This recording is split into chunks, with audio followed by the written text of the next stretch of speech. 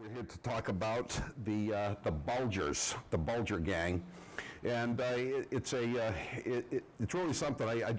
Last week I finished sending off a novel that I just finished. I was way overdue on it because I'd been working on the trial the previous year, and just a week ago today, and I said, "Oh man, this is great. Now I can relax." And so I finished sending the book off, and I said, "This is great. I'm all set." And about 15 minutes later, the phone rings, and they say, down in Florida, they just cut, a state appeals court just cut Zip Connolly loose. Right. Whitey's FBI agent. So it doesn't seem like it's ever going to end, at least as long as anybody who's involved in the case is breathing. So, but we learned a lot last year at the trial, and it was a great trial, and I really wish that it could have been on TV, because I think it would have made really would have made a great historical document for people to watch 100 years from now, just to see how it is. I mean, in a way, it's better for me because I got to tweet out the developments as they came along. I get to talk about it on the radio, write about it in the morning. Then I knocked out a quick book called Rat Man, which turned out to be a good book and is available for purchase right outside there after the show. But it would have been nice if somebody could have actually seen these guys and how demented they were, and they were very sick people. But let's just start with some of the people that are here. Now, this is the first picture ever, as far as I know, of Whitey Bulger. It's the earliest one I ever got. Sometimes people look at this and they say, "Which one is Whitey?" I say, you haven't really been paying much attention here. You're going to have to concentrate a little more on the subject at hand. But look at this guy. This guy looks like he came out of the Bowery Boys, the guy next to him. And the guy on the other side of him, he looks like he stole Jughead's hat. But Whitey already looks like he's planning something he's up to no good. Now, the next picture you're going to see, this is like the classic, Whitey Bulger early mugshot. Believe it or not, the ladies seem to like this mugshot. I don't know why, but they do. And this was taken after Whitey got out of the Air Force. Whitey went into the Air Force, and when I was writing The Brothers Bulger, I got all of his Air Force records. And it's pretty interesting stuff. At one point, he was on the verge of getting a court-martial, and he was going to get some kind of less than honorable discharge. And his commanding officer came up to him one day and said, "Bulger, you better straighten up and fly right, because if you get a less than honorable discharge from the military, you're going to have a tough time getting work when you get out." And I swear this is right in the report. And Whitey responds, "Sir, the kind of business I'm going into after I get out of here, it doesn't really matter what kind of honorable discharge I have." And he was absolutely right. And soon he was a tailgater for a while. They worked in they lived in South Boston. That's where the big Gillette factory was, and they used to steal cases of blades off the back of cars, out the back of trucks. They used to steal kegs of beer off the back of trucks. That's what they called tailgaters. But Whitey had more of a ambition, and he wanted to become a bank robber. So he hooked up with this gang, and they were actually pretty good bank robbers. And Whitey was arrested later for 4 banks, but as he says in Rifleman, or Stevie Flemmi says in Rifleman, Whitey also, when he got out of prison, said he actually didn't rob 4 banks, he robbed 21 banks. And that as late as the early 1980s, he was still going back and digging up money or getting it out of the safe deposit boxes where he'd stashed it. And that's always reminded me that how much money does Whitey really have out there? I mean, again, let's think about it. They found 4 of his safe deposit boxes. They found the one in Montreal. That was the one that was set up by Chris Nyland for him, the former Bruins, former Olympian, former Montreal Canadian. He had one in Clearwater, Florida. He had one in London. The one in London, they found a key to another one in Dublin. Now, if they found 4, how many do you figure there are out there? It's got to be a lot more than 4. But somehow they've never been able to find any of those. So anyway, Whitey gets arrested in 1956 for robbing these banks, and he gets sent off to federal prison. And the first prison he lands in is Atlanta. And does anyone know what was going on in Atlanta in the mid 1950s? What? The freedom walkers and all. No. This in prison. Oh, in prison. There was the Emory University med school was conducting LSD experiments. Yeah. And this is what they were doing. They told them, we're looking, lying by the government is nothing new, as this proved. We're looking for a cure for schizophrenia. That's what they said. But what they were really looking for was some kind of sodium pentothal on steroids. You know, somebody that would just they just want to hit you with enough LSD to make you just spill your guts. And so they would give Whitey all this, and he had a lot of time off for good behavior by doing this, but it did scramble his brains. When he left Boston in 1994, he had sent away for all of his records at Emory University to try to get him, and his pitch was going to be that, you know, there's an old Alice Cooper record. I used to be such a nice young man till they got a hold of me, you know. That's it. Well, that was Whitey's argument. He used to be such a nice man till they got a hold of him. But I don't think anybody would have bought it. He was pretty sick even before he started taking LSD. So they moved him out of Atlanta, and they put him in Alcatraz, another nice prison. This was in the last days of Alcatraz, and he got to be friendly with the Choctaw Kid, who he later buried. And you know, Choctaw Kid was a famous inmate out there. And after he was there for a while, he got switched to Leavenworth, and Leavenworth is in Kansas. And his only visitor out there was a sports writer for the Boston Globe named Will McDonough.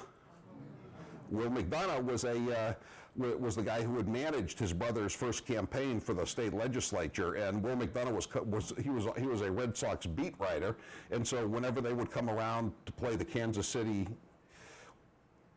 A's, he'd visit Whitey, and Whitey got out in '65. And he was and you know, he quickly wanted to get back into the rackets. Except the next one. Okay. Now, I always like this picture because it looks like Norman Rockwell, right? But these are definitely not Norman Rockwell kind of guys. The guy on the left, the foreground, that's Billy Bulger. The guy in the middle, that's Whitey. You can tell this has got to be 65, 66. He got out in 65, and you know, you can see he's in that good prison shape, you know.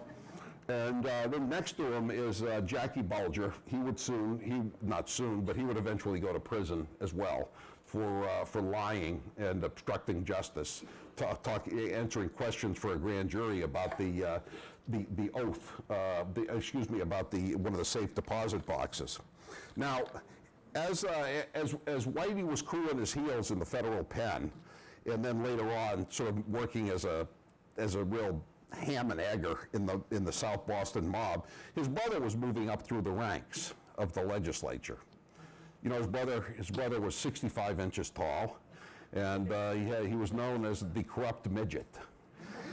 And first he was a state rep, then he was a state senator, then he became then the FBI reared its ugly head, removed all of his competitors for state senate president. Wouldn't be the last time the Bulgers were aided by the FBI.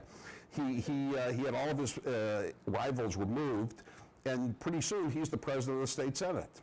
and the most powerful guy in Massachusetts politics. And as you know, he had a party, a time every St. Patrick's Day down at a place I used to call Halitosis Hall. And they used to pack all these people in to this room. You think you're packed in here? I mean, they would pack in 3 times as many people for this party. And all the politicians would show up for the party. And, and everybody had to kiss Bulger's ring. And that was bad enough, but the fact is he kept his ring in his back pocket. So let's just have one picture from the party.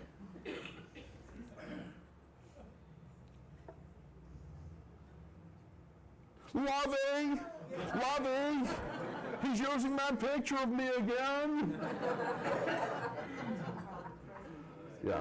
They would always have all the presidential candidates would call in if they couldn't make it in, and they'd have jokes about them, and it was funny, and they'd tell these old jokes, and they would say, Somerville, why don't they just build a fence around it and give everybody inside 3 to 5? And then they would always bring the Zip Connolly, this crooked FBI agent who we'll be talking more about later. Zip Connolly would always bring the new special agent in charge of the FBI office around just to see how this thing worked. So because some of the power that the Bulgers had over the FBI is back in those days you had to retire. Mandatory retirement age for FBI agents was 50. So you needed another job, right? You needed a second career. So they always knew that Whitey's brother, Billy, could get them this second job. Like Zip, when he retired, he got to be the head of Boston Edison Security. And when he moved up from being director of Boston Edison Security, the job went to another crooked FBI agent who was taking money from Bulger. So what happened next is they had the FBI. The FBI was working with them very hand in glove. Now there was another guy that worked. There were 2 gangs in Boston at this time.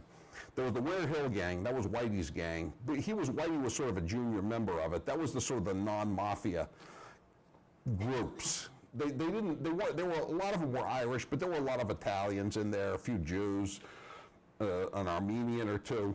And that was the Ware Hill gang, and the other big gang was the mafia. And at one point, eventually, they got a tape of a drunken mafia guy saying, "You don't know it, but we're the hill, and the hill is us, and we cannot tolerate them getting bleeped." So they said, "Okay, it's one gang, right?" So it was one gang, but Whitey and Stevie wanted to make sure it was no gang, because they wanted to get rid of all the people they had to split money with. So here, let's look at this. This is Whitey's partner in crime. That's Stevie Fleming. He's another serial killer. He's doing life in prison now, and he used to get a brother named Jimmy Fleming. We'll see more of him a little later. Jimmy Fleming was another serial killer, and Jimmy Fleming, when he died. His mother, they had a big funeral. He died of a drug overdose in prison in MCI Norfolk. And his mother had this big wake, and all the gangsters were there. And his mother kept going, "Jimmy, my Jimmy, I can't believe you're dead. I'll see you in heaven, Jimmy, Jimmy." And finally, Stevie goes over and just grabs her by the arm and goes, "Ma, be quiet. He killed half of Boston."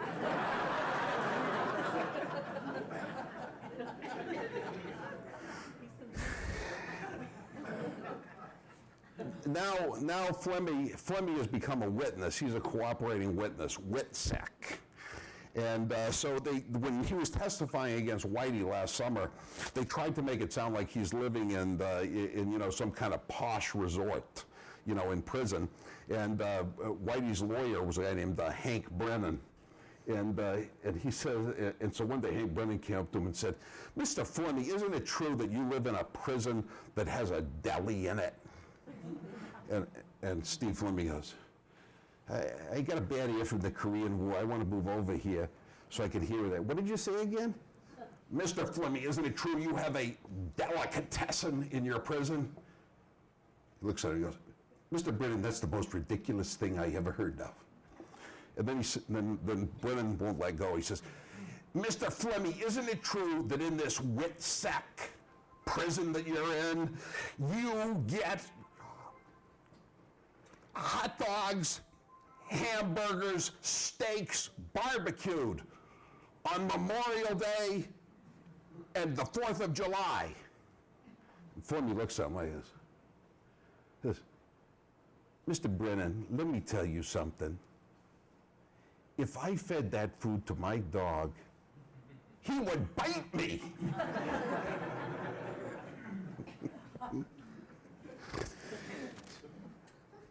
So, this is Steve Fleming. He was a very devious fellow, just an extremely devious fellow. And so what happened was Stevie and Whitey were the two big FBI informants. And so what first happened, the gang they belonged to was Winter Hill. Now Winter Hill was brought down with a race-fixing indictment. Everyone in the gang was indicted except for two people who were named as unindicted co-conspirators. Who might those people be? Okay, right. Next, the mafia went down. They were afraid that Whitey and Stevie were going to be named in the mafia buggings as being hitmen for the mafia, which indeed they were. So what they did was they sent them in to the doghouse where that was the headquarters, that's what they called it, of the mafia. And so if you became an informant in getting a wiretap, the evidence couldn't be used against you. So within a matter of 3 years, the Winter Hill gang, the heads, the head of the Winter Hill gang and the head of the mafia have been removed. And all of a sudden, Stevie and Whitey are the top bosses. And here's one of my favorite pictures. They decided to move their operations into the West End of Boston. Monkey see, monkey do.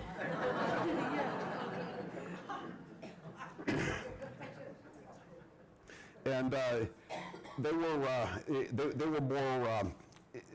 were more into health food than the others of the gang that were around at the time.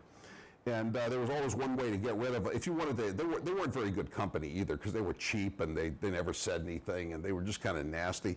So, but sometimes they'd want to be around with everybody else. So, but they figured out how to get rid of them. You'd just be sitting at the table and all of a sudden you go.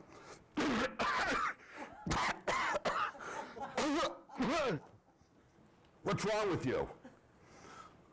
I thought it was just a cold, but I went to the doctor today and he told me it was bronchitis. Hey, we're leaving. See you later. See you later. Whitey and Stevie would be gone. They didn't care about stuff like that. I'm just going to show you a few pictures of some of the just a couple of the guys that they took care of. There was one guy. This guy is named Eddie Connors. He was a boxer, and he had a place on Savin Hill Avenue called Bulldogs. And for some reason, he was talking out of school about a hit he'd been involved in with the Winter Hill gang. So they said to him, this is like old days. You wouldn't do this now because everybody has a cell phone. They said, we need to talk to you, but it's got to be a safe cell phone, a safe phone. So give us a number that we want you to call on. You want us to call you. So what happened when he gave him the number?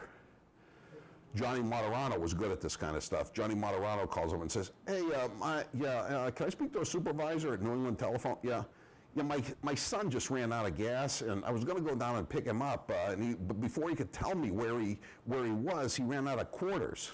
So all I got is his number. So can you tell me where that phone is? They did that twice. So what happened was, New England Telephone and Telegraph, they had to replace the glass, right? Obviously. But this thing was still functioning, the receiver. So like for 10 years after Eddie Connors was killed in the booth, you'd pull over to the side, and you'd go into the phone booth, and you go, "What the heck happened to this thing?" And it was just we're still riddled with bullets. Okay. This is the Roger Wheeler. He was a multimillionaire in the early 1980s, and he bought a highlight company, World Highlight, and the boys wanted to move in on World Highlight, and he wouldn't sell to them. So they thought if they killed him, it would be easier to buy from his wife. They didn't know that for a fact, and it turned out not to be true. But just on spec, they sent Johnny Martorano and Joe McDonald down there, and they killed him. They killed him in the parking lot of a golf course in Tulsa, Oklahoma. I mean, this is how they would kill people without even thinking twice about doing it. Okay, next. This is Zip Connolly. Zip did whatever they told him to do. I'll give you just an example of Zip was put on the FBI. Who here remembers John McCormick? John McCormick was the U.S. House Speaker back in the 60s, early 60s. When JFK was killed and LBJ became the president, the next guy in line was U.S. House Speaker John McCormick from South Boston. He was very close to the Bulgers, and he was also the lawyer back in the 20s for the main bootlegging gang in South Boston, which was known as the Gustons. So Zip Connolly in 1969, his father was a friend of John McCormick's, so they got him a job in the FBI. And he was one of the most corrupt agents of all time, Zip Connolly. Just to give you one example, one time, I don't think I have the headlines here, sometimes in some of them I do. One time, anybody remember the Blackfriars? In 1978. 1978, they had this place called the Blackfriars. It was a drug hangout on Summer Street. They had a lot of cocaine, they had a lot of cash, they had a lot of, they played backgammon late at night. So these guys decided they were going to take out the Blackfriars. They were going to rip off all the money and the cocaine. So they went in there one night, 3 o'clock, 4 o'clock in the morning, and apparently one of the people that was there were 5 people there, recognized them. So they felt they had no choice but to just cap all 5 of them, right? So the next morning, Whitey Bulger wakes up and he hears this news on the radio. What do you think the first thing that went through his mind was? How am I going to make some money off this? So he thinks about it for a while, and he remembers that the guy who owned the bar, he's now dead, Vincent Solmonte, was owed some money by another guy named Bellinson, $60,000. So Whitey says, okay, I am going to claim that I killed everybody, so therefore the money that you owed to Solmonte, that you now owe to me. But of course there's a problem. He didn't kill him. And even if he did kill him, how would he have any proof that he killed him?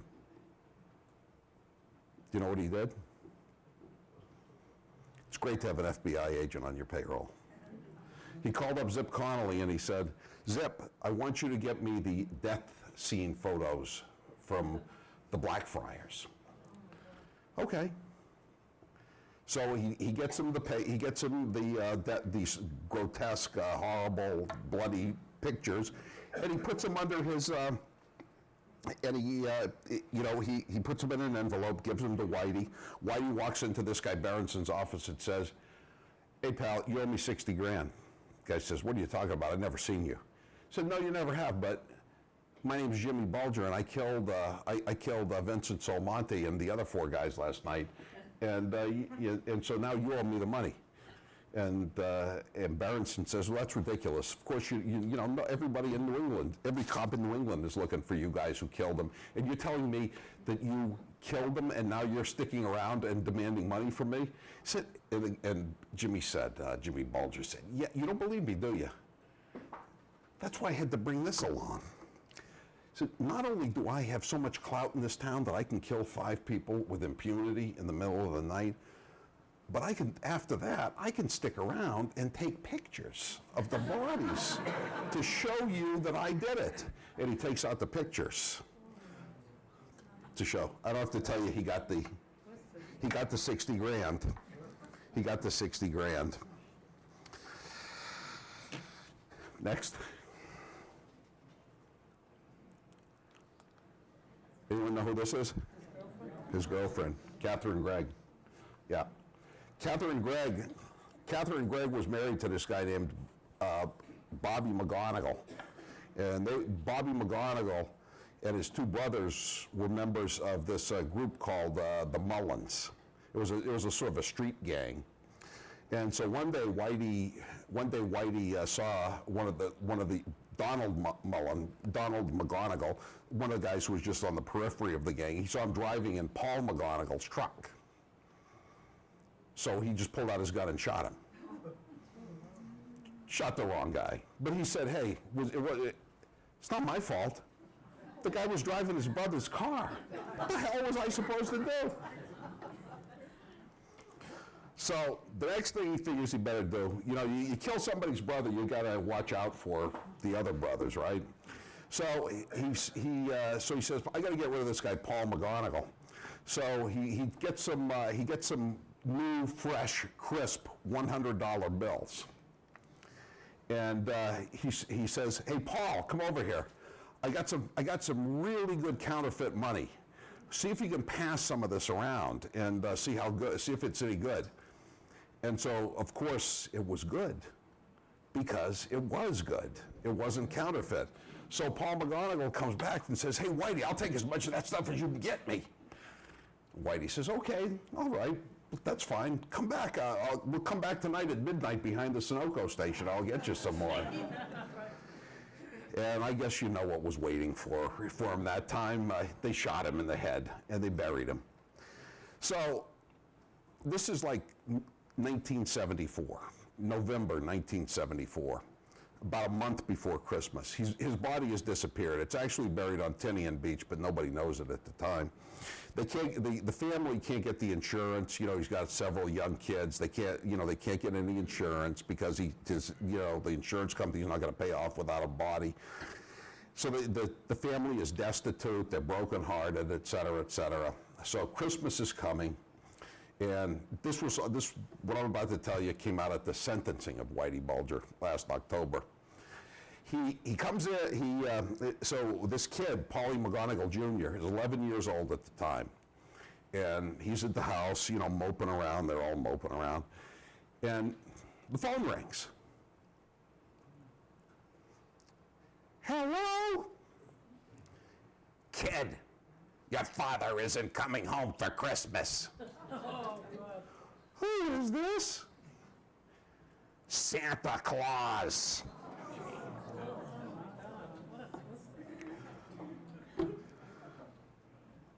But wait, go back to the other one. But, so how twisted does this woman have to be, though? Her new boyfriend her husband died of a drug overdose, but her 2 brothers-in-law were murdered by the guy she's now running around with. I know we all have problems with our in-laws,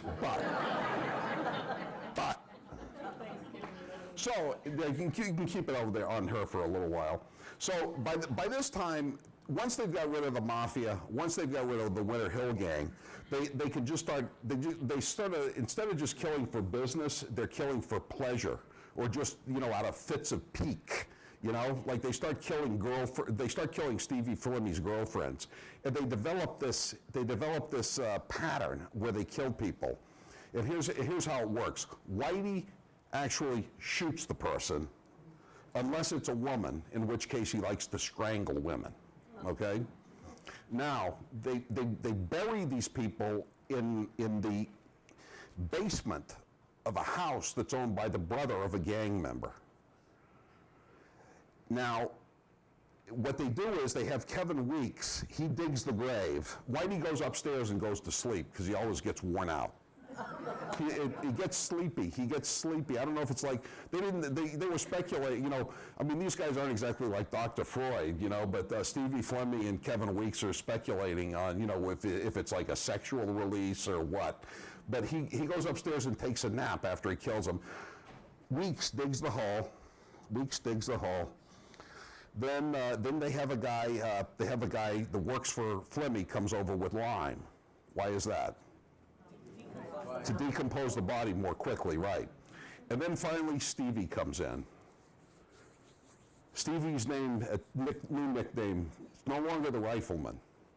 His new nickname is Dr. Mengele, because he likes to take pliers and pull out the teeth of everybody that's killed. But the problem is, you know how pliers are? They get, even if you try to take good care of them, they tend to get rusty after a while. Plus, they're starting to kill women. So women have smaller mouths on average than guys. So he's having a problem with the teeth. So he's complaining. He's complaining to Whitey, I'm having so many damn problems with these pliers. What am I going to do? So Whitey goes over to Catherine Gregg and says, you know, Catherine, why don't you bring me home tomorrow night the catalog from your dentist's office? And Whitey goes through it and orders state-of-the-art tooth extractors. And he gives them to Stevie Fleming, AKA Dr. Mengele, for Christmas. So what happens is they keep burying these bodies in this basement. And so finally, the guy who owns the house says, I've had it. I'm moving out. I'm selling the house. Now, by this time, these guys are multimillionaires. They're getting like millions of dollars in drug shipments all over the place. The house is just, it's a tiny house, about the size of this thing. And it's worth about $100,000, $200,000. Now, what would you do if you were in this situation? I was going to say most people would buy the house, but you're right. They dug up the bodies. They dug up the bodies. They said, we're going to dig up the bodies. And can you imagine? One of them has only been in the ground. One of Stevie Fleming's girlfriends has only been in the ground so long that there's still flesh falling off her bones. And then they have to go through. You know, like you pan for gold. Only they're panning for bones to make sure they get all the bones.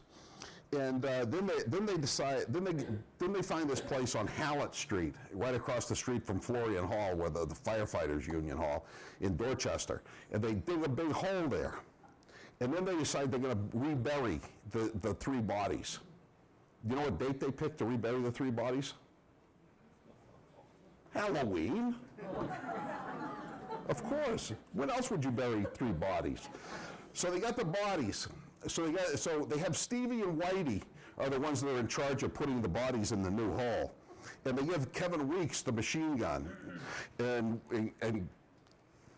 Whitey says, anybody gets near this place, kill them. Okay. So this guy pulls in to the vacant parking lot. Just a kid, it's Halloween night, he's just taking a leak between parties. They all fall to the ground and just wait for him to finish taking his leak, gets back in the car and drives off. Once he's gone, Whitey jumps up and runs over to Kevin Weeks and grabs the rifle from him and says, "Why didn't you kill him? We had plenty of room in the hole for him."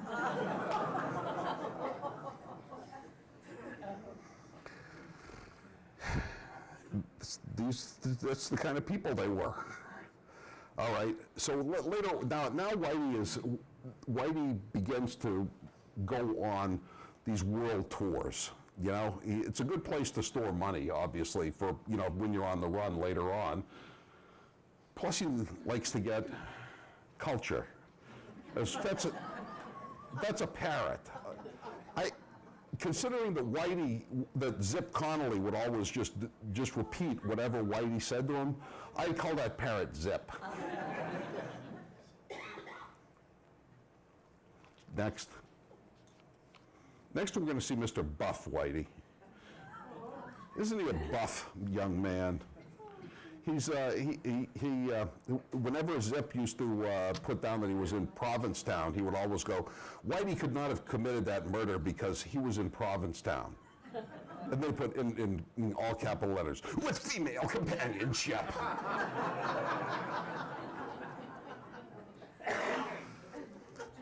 The Tulsa Police Department put out a wanted poster one time, and they said that he may be found in, he has extreme halitosis, and he may be found in gay nudist facilities.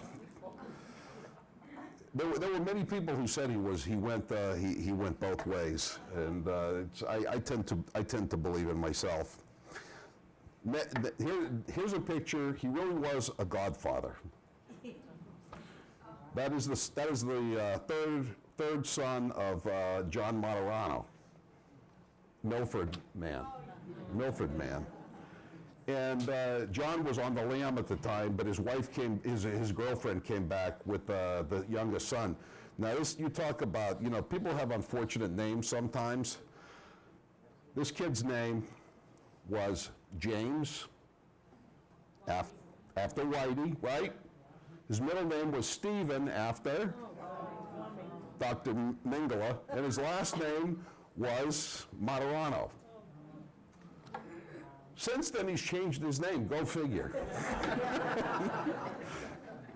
He changed his name to Benito Tojo Hitler. Just kidding. I just want to show you some pictures of some fat people here that were in the mob.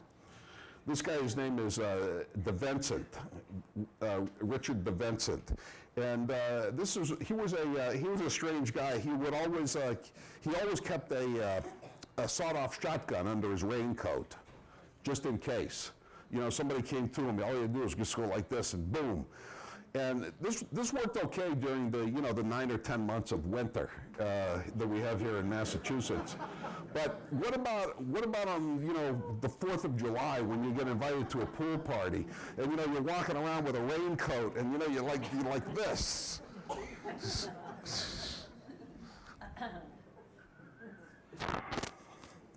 Next we have many of the. Oh, this is another guy. This guy is, now I don't know where these nicknames come from. They call this guy Fat Vinny Roberto. Fat Vinny Roberto. That spandex is working overtime, isn't it? We have another one I got to put in there of the owner of Triple O's. His name was Kevin O'Neill. He weighed, he said, they asked him, where did you get your start? And he said, I worked in women's clothes. And everybody's going, oh my God. He weighs 400 pounds when he was in women's clothes. But he had a giant nose, and they used to call him, they said instead of calling the place Triple O's, they should have called it Triple Nose. And my old producer, VB, used to say about Kevin O'Neill, he said the reason he's still alive is because nobody wanted to dig a hole that big.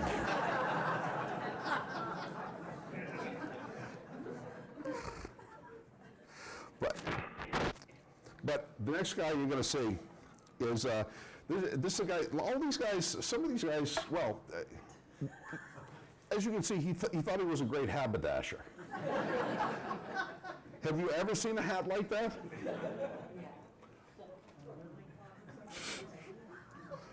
Hey JR, how far did you have to chase a waiter down Columbus Ave to get that hat? Okay, now there's not this. Now, as you know, nowadays they have these groups called crisis public relations firms. You know, you get in a jam and you're a famous person, they tell you how to do it. You know, you got to be seen in certain places, you got to give some money to charity, you got to be seen smiling, all this stuff. But one of the most important things you're told is, do not let them see you sweat when they take the mug shot, because that'll make you look really, really guilty. But in the old days, they didn't have crisis public relations firms.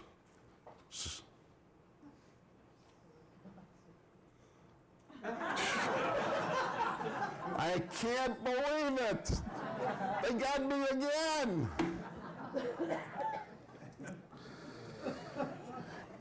Now another thing, this will be a surprise to you, but many of these gangsters would take a drink under extreme social pressure. And some of them appeared a little the worse for wear when they had their mugshots taken.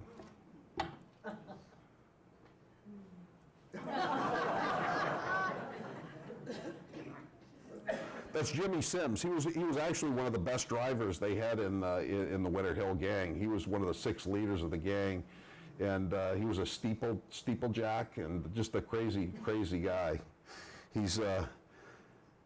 He's disappeared. He won't be down for breakfast. Now I told you about this guy Jimmy the Bear, who was Stevie's brother, and he was just a really crazy guy. And he just would kill people at the drop of a hat, and he didn't care who saw him. For instance, one time in I guess this time of year, you know, down in the South End, you know, where it stays late, it stays dark, it stays light really late. He was on Columbus Avenue, right near the corner, right near Mass Ave, and all of a sudden he just gets pissed at the guy he was with, so he just takes out a gun. You know, the window explodes, and he doesn't even realize that right across the street, 2 cops have just seen it. 2 uniformed cops have just seen it. So Jimmy the Bear gets out, and you know, he's loaded, just going off looking for a drink. So at this point, what do you think 2 Boston cops would do in the 1960s when they saw something like this? Arrest him right away. Remember, he has a brother named Steve Flemmi. They went to see Steve Flemmi at his store, and they said, "Steve, we just saw your brother commit a murder down on Columbus Avenue." A payoff, yeah. And in the book Rifleman, which is available out front too, Stevie says, "I made a mental note to remind my brother Jimmy that we were so lucky to have such good friends on the Boston Police Department." However, there was still one problem. Now, Boston is divided, like all big cities, into different police districts, right? So this murder had taken place right on the edge of District 4, which was the Back Bay. And District 4, the border between District 4 and District 2 is Mass Ave. So this is Mass Ave, their car was parked right about here. The dead man's car was parked right about here. So these guys these guys are from District 4, they still got to answer for what happened. Unless, of course, the car is not in their district anymore. So they waited until it got dark. They slipped the car into gear, and they pushed it across Mass Avenue into the Roxbury district. And then it was somebody else's problem. Now, again, we've made various aspersions on Whitey's sexual preferences. And so here, this goes to show how little the defense team knew. Oh, wait, no, this is, okay, I missed this, I was gonna do this one. Oh, get rid of that one. Push it back. No. Okay, this is the one I wanted. Okay, we'll go back to the other one afterwards. I'm sorry, this picture, it's blurry as it is. When the lawyers put this one in, they didn't realize that this guy, he's a priest, but not just any priest. That is Monsignor Frederick Ryan, who was a convicted pederast at Catholic Memorial. And there he is with his dear friend Whitey, who happens to be wearing white bucks at the time. Now, the other thing, the bear picture. Do you remember the old ads, the old public service ads about your brain with the egg? Yes. This is your brain, the egg. This is your brain on drugs, the frying egg. Let's go back to that old picture.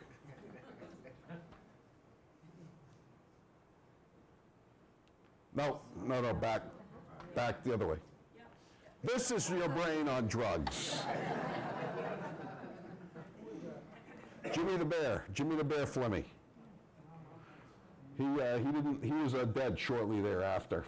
He got a hot shot. Stevie still thinks he got killed by the mafia. I don't know who killed him really.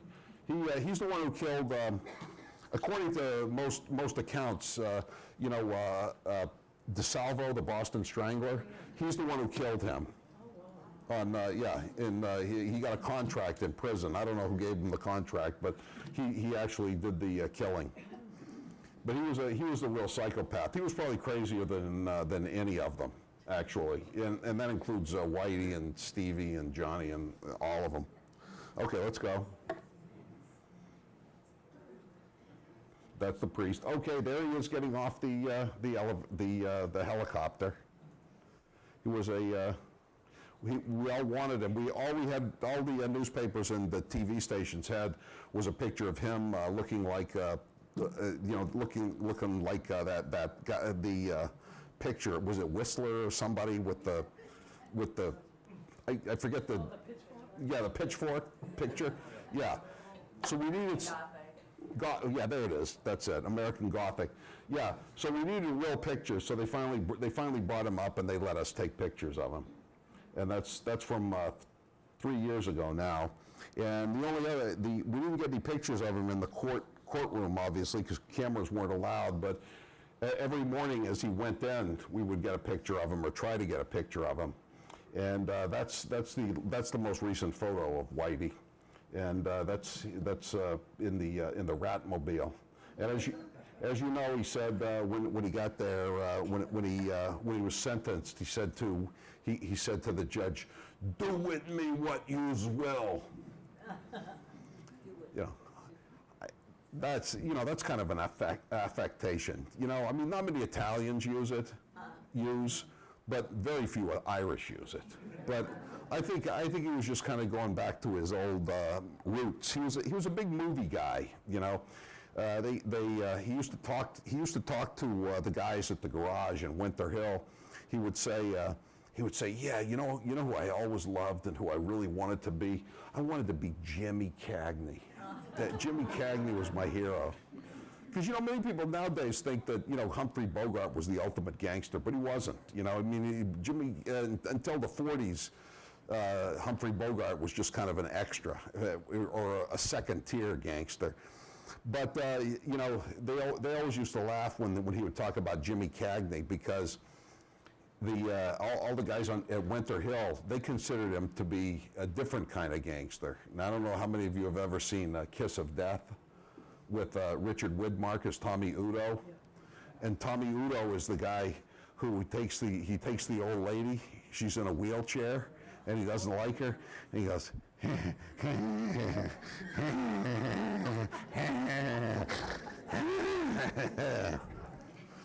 so they always thought of him as Tommy Udo. But because that's what he was, more or less. He was just a really, really bad guy. But anyway, I can take a few questions here, and then I got then we'll I'll sign some I'll sell some books for you if you need a book. We got some magnets out there as well. But I can take a few questions anyway. Yes, sir. Okay. Crazy question: when Whitey Bulger was captured on the West Coast, right? I have to assume both he and his girlfriend had telephones. Was the midget's number in it? I haven't heard anything about that. There had to be somebody somewhere that asked it. You know, that's a really good question. I don't know the answer either. You're right. I mean, they did have telephones. We don't know. We don't know whose numbers were in there. It's never been made public. It's just like I don't understand why we don't hear more about going after safe deposit boxes. You know, I mean, you know, Catherine Gregg, she was with him for all those years. She has to know where some of those safe deposit boxes are, and she wanted to get out of prison. I would have said, Catherine, you know, every safe deposit box you could give us back, I'd say I'll take 6 months off your sentence. That would seem like a legitimate point. Yes. John Connolly, was he related to Secretary of State Mike Connolly? No, John Connolly not related to Mike Connolly. No, he was no. He was related to his wife. His wife was the sister-in-law of a gangster named oh God, I'm drawing a blank now. He was a major league. Gianelli, Arthur Gianelli was his brother-in-law. He was another gangster. Yes. Selection of judges in this state. Oh, they controlled everything. They controlled everything when it came to judges. I mean, they had when they had DiCarlo and McKenzie were these two corrupt state senators, and DiCarlo was younger than Bulger, and he was the Senate Majority Leader, and he was from Suffolk County, like he was from Revere, but Suffolk County, so he was directly in the way of Billy Bulger becoming president of the Senate. So they got him this crappy lawyer. And once the crappy lawyer did such a crappy job that DiCarlo was sent away, he became a judge. His coat holder in the last year, in the late 80s and early 90s was a guy named Paul Mahoney. Paul Mahoney became a judge. That's the one that Dershowitz and Silverglate went to campaign against at the governor's council, and he called them basically everything but a dirty Jew. You know, he just used all sorts of euphemisms, connivers, murderers of reputation, all that kind of stuff. When he had a buddy, his top aide at the law school and the top aide in the Senate had a brother, and the brother had practically no experience, so they made him a judge on his way out the door. Ken Friedkin, I think it is, who was Zip Connolly's lawyer. He became a judge. There was a judge there was another another prosecutor at Whitey's, who showed up at Whitey's, at Zip's farewell dinner, and her name was Diane Kottmeyer, and she said, "Oh, Zip, they wanted me to buy some wine from the South Boston Liquor Mart, but I wouldn't do that." And he goes, "Oh, that's the finest liquor store in the Commonwealth." And now she's a Superior Court judge after making it. Yeah. I tell you stories about it. Yeah, no, I know. We all know her. Yeah, I mean, all these people, there were so many corrupt judges, you know, that, yeah. Did he ever hook up with Jerry and Jewel from the North End gang? Whitey? Yeah. Oh yeah, they were hooked up. Yeah, they. What happened was that when the Winter Hill Gang was put together, then the Winter Hill Gang went to the Mafia, which was in kind of a weak period, and they said, you know, why don't we just, like, instead of messing around with each other, let's just grab all the unaffiliated bookies and keep them for ourselves. And so at that moment, the two gangs were basically the same. They became one gang, and then a renegade gang tried to kill a couple of Mafia bookies. And so Jerry Angulo went to Whitey, not Whitey, went to Howie Winter and Johnny Martorano, who were the real heads of the gang, and said, "You got to help me take these guys out because we're the same gang now." And so, yeah, they knew Jerry Angiulo very well. Yes? Oh, have you ever talked to Whitey or Stevie in person? I've talked to Stevie, but not Whitey. I mean, I didn't want to talk to Whitey. Whitey used to give me a dirty look when I would drive by in the car, and talk about putting me in a dumpster, and chopping me up, and he was going to shoot me from the graveyard and throw some, a basketball at me and all this stuff. So I never really wanted to talk to him all that much, Yeah. What do you know about his early childhood and his parents? His early childhood and his parents, they were always kind of, just working class. And when Crowley was elected mayor, his father got some job working in a stable, which I guess was a pretty good hack job back in those days. And it's funny because in his book called While the Music Lasts, Billy talks about, he makes up this long, complicated story about how his father was working in a rail yard, and somehow his arm got caught between two trains, and he lost his arm, and he said the Yankee masters figured it out right down to how much they owed him to the moment he had been injured and was no longer of any use at work. It's a really good, kind of story about, about the bad old days, Lincoln Steffens, that kind of story. The problem is it's all BS, because the father really lost his arm. He was 13 years old and he was running away from home. And so he was jumping a train to come back to Boston in Pawtucket, Rhode Island, and he just hit the wrong train, and that's how he lost his arm.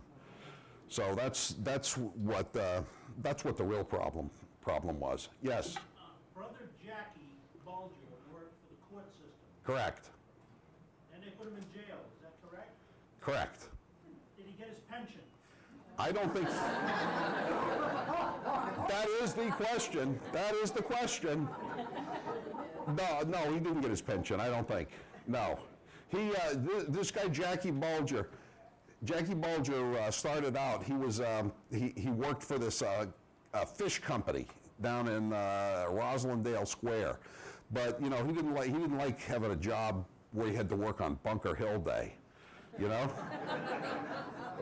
or St. Patrick's Day, Evacuation Day. So they got him a job on the MBTA, and he still didn't like the job. So they got him a job at the Boston Juvenile Court, and then they wanted to make him the clerk.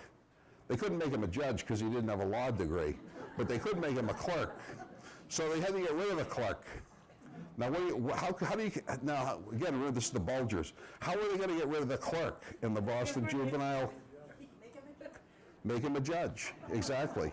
They made him a judge. His name is Paul Heffernan, that they made a judge. Fast forward 30 years, Crash Murray has a big auto accident. They want to make sure that those phone records don't get out so that we don't know who he was talking to, right? Yep.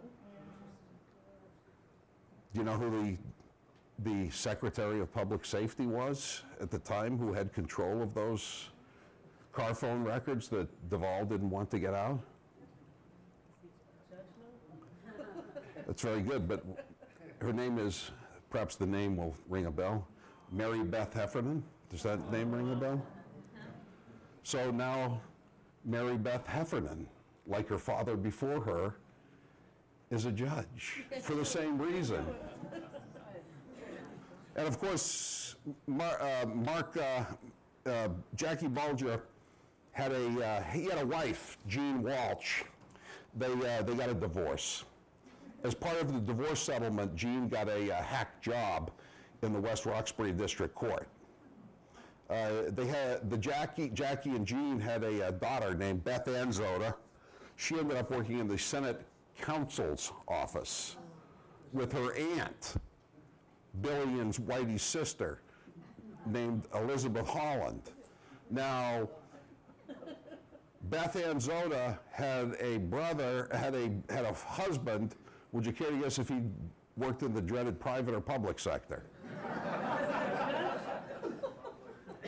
He would be in the, that would be right, he would be in the dreaded public sector. Not being a blood member of the Klan, he had to wait until he was 52 to retire with his full pension from the MBTA.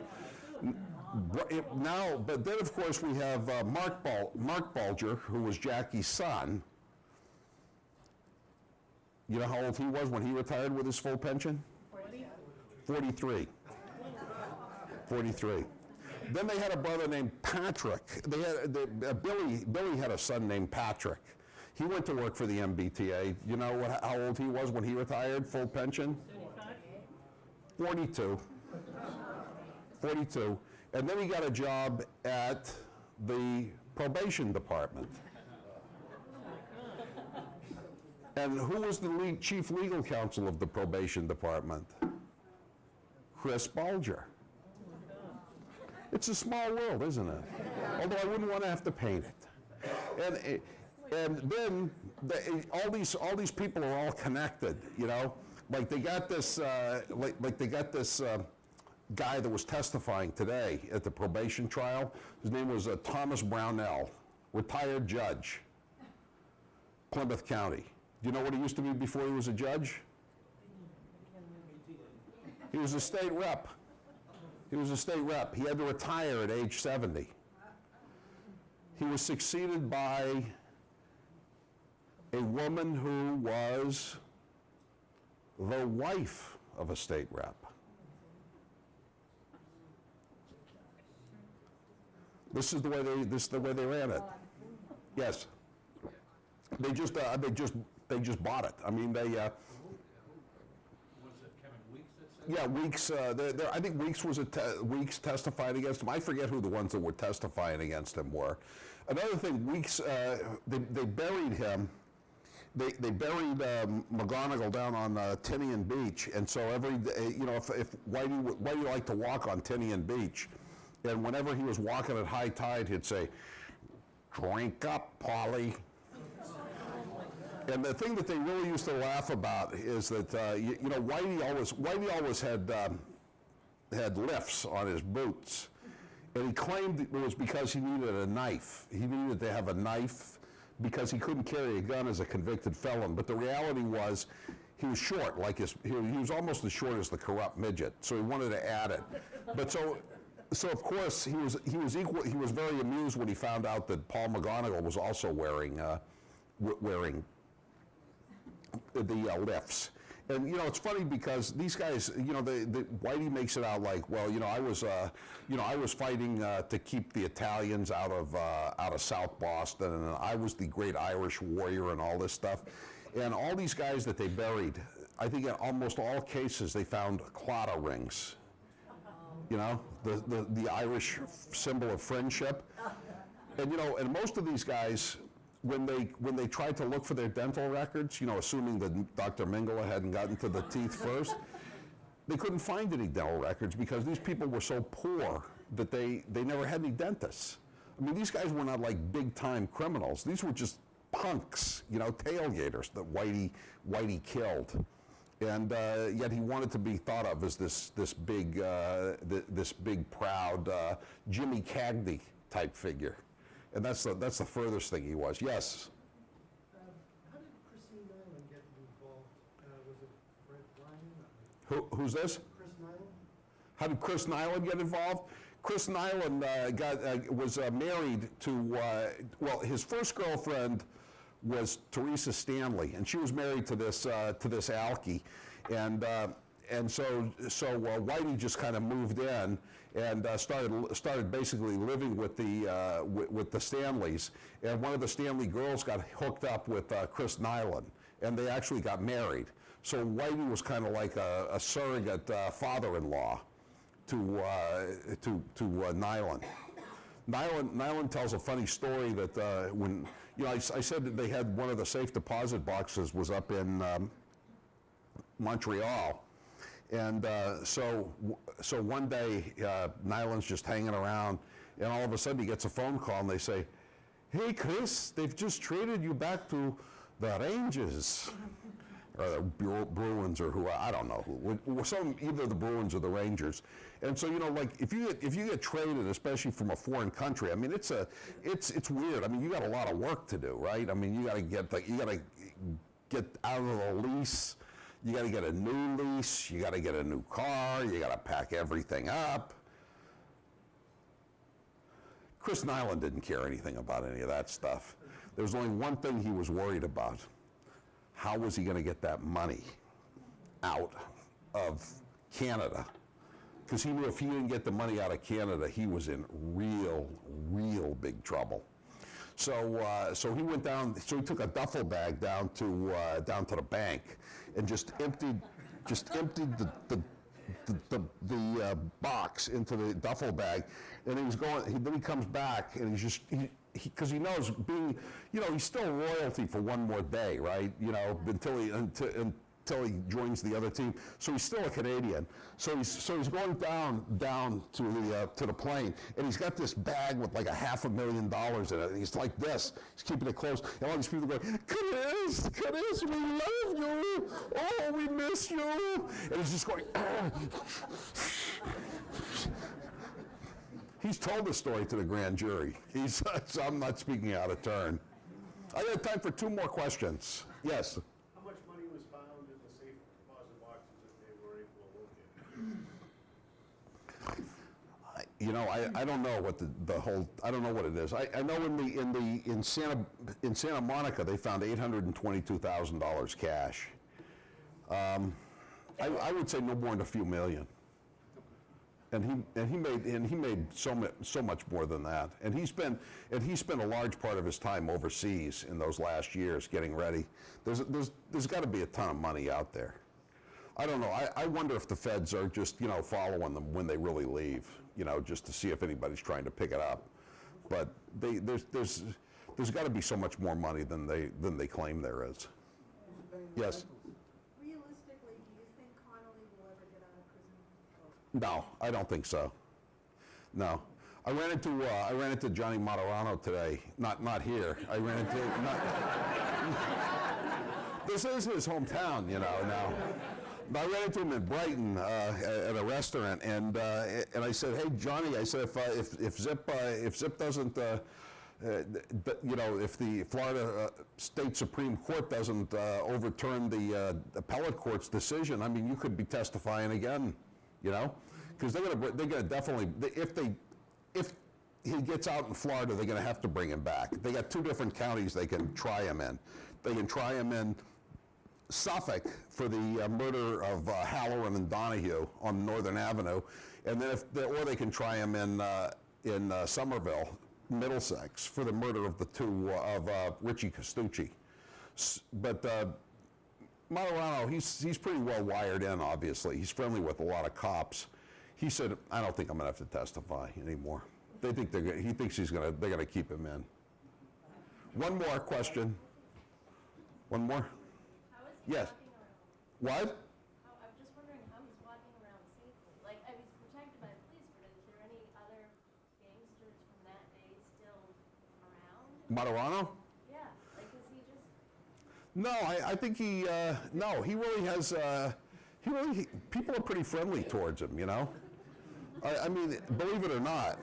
I mean, I saw him, yeah, I saw him one time, a guy whose father he had killed said, you know, got up there when he was being convicted and said, you know, someday you're going to get it out on the street, you know, and Johnny's going, yeah. And then, you know, a few years later, the guy called me up because I knew him. I knew the son of this guy, and he said, "Can I meet Martorano?" And they got to be friends. It's weird. I mean, he's the only person he's had problems. I think one of the few people he's had problems becoming friendly with is John Callahan's widow. You know, John Callahan was the guy who kind of took care of him in Florida, and they thought he was going to testify against him, so they shot him in the head. And that was the last murder that Martorano committed. Anyway, listen, the books are available out there.